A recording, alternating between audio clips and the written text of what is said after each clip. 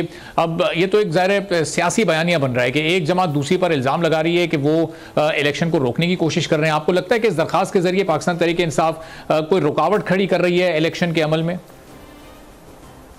बहुत शुक्रिया। देखिए जी, पाकिस्तान तहरीक इंसाफ की एक पॉलिसी ये होती है प्रीएम्प्ट करने की, और वो ये है कि आप पहले ही कुछ हालात ऐसे पैदा कर दो कि आप अवाम को, पब्लिक को, मीडिया के जरिए स्टेक होल्डर्स को ये पैगाम देना शुरू कर दो कि जनाब जो सिचुएशन है वो हमारी फेवर में नहीं है।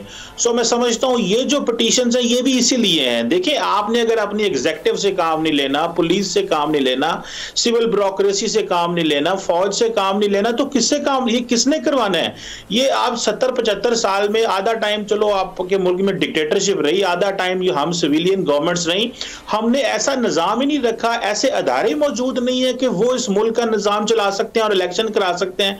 अब भारत की या अमेरिका की या किसी और मुल्क की फौज और सिविल ब्यूरोक्रेसी तो नहीं हमने लेके आनी।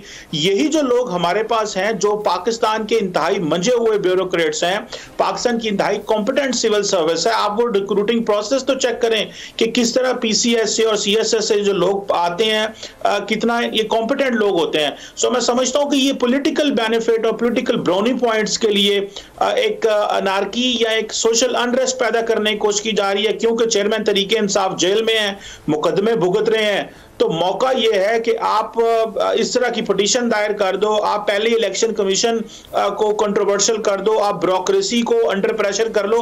आपका कि जब चेयरमैन तहरीक इंसाफ 2018 से पहले ऑपोजिशन में हुआ करते थे तो वो सारा टाइम कभी किसी आईजी को धमकी, किसी चीफ सेक्रेटरी को धमकी, मैं तुम्हें ये कर दूंगा, मैं तुम्हें जेलों में डाल दूंगा।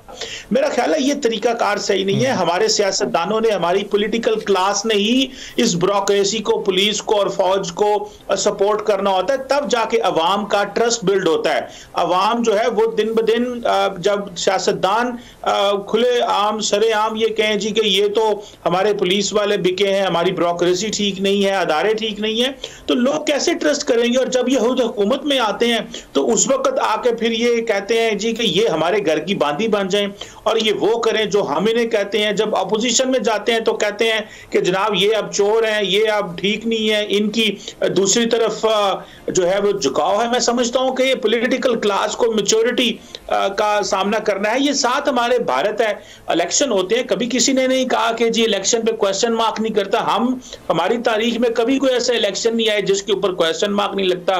कभी कोई लाडला बन जाता है, कभी कोई सिलेक्टेड बन जाता है। ये सियासतदानों ने ही, और ये जो आगे हमारी यूथ है, जो लोग पॉलिटिकल पार्टीज में, उन्होंने ये माहौल को बनाना है। और ये जो पिटीशनिंग है, और इससे तो ऐसे ही लग रहा है कि मजीद एक प्रीएम्प्टिव स्ट्राइक की जा रही है ब्यूरोक्रेसी के ऊपर, उनको अंडर प्रेशर करने के लिए। लेकिन मैं समझता हूं कि पॉलिटिकल पार्टीज को और टॉप जुडिशरी को इस हवाले से इस माहौल को जो बनाना है जिसमें ये तासुर ना जाए।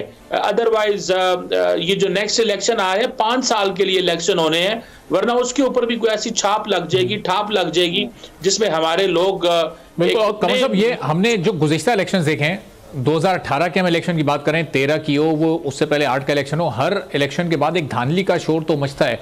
जो जमात दूसरे या तीसरे नंबर पर आती है वो पहले नंबर पर आने वाली जमात को एक्सेप्ट नहीं कर रही होती। लेकिन इस बार ये 2023 और 24 में मामला बिल्कुल मुख्तलिफ है। ये इलेक्शनों पहले ही इलेक्शन के अमल को सबूताज करने की और उस पर सवालिया निशानात खड़े करने की कोशिश हो रही है। तो ये तो इलेक्शन होने से पहले ही मुतनाज़ होने जा रहे हैं। देखिए जी, बिल्कुल सही कह रहे हैं आप। इलेक्शन हुए नहीं है, शेड्यूल अभी जारी नहीं हुआ, कैंडिडेट्स अभी फाइनल नहीं हुए, टिकट्स अभी अलॉट नहीं हुई, लोगों कैंडिडेट्स का पता कोई नहीं है।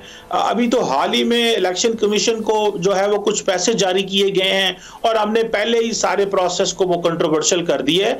मैं समझता हूं कि ये एक इंतहाई ये पॉलिटिकल क्लास का बिहेवियर है ना जी।